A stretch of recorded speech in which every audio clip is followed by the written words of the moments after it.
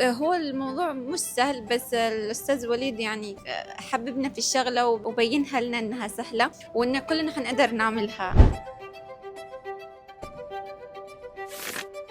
انا اساسا جاي عشان اعرف ان انا اتعامل مع الاضاءه، مش جاي احفظ شكل اضاءه معين او حاجه واطبقها وامشي. انا حبيت ان انا ابقى فاهم الاضاءه، هعمل السيت اب ازاي، هكون اضاءه ازاي، هوزع الاضاءه ازاي.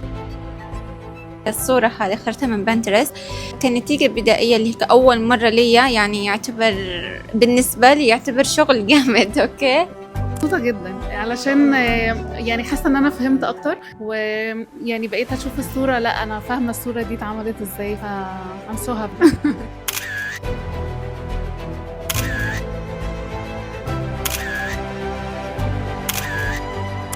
حلو. هي دي الفكره، انت تقري الصوره رايحه فين وجايه منين. ثانك يو. بس مش عايز تعمل فوتو سيشن؟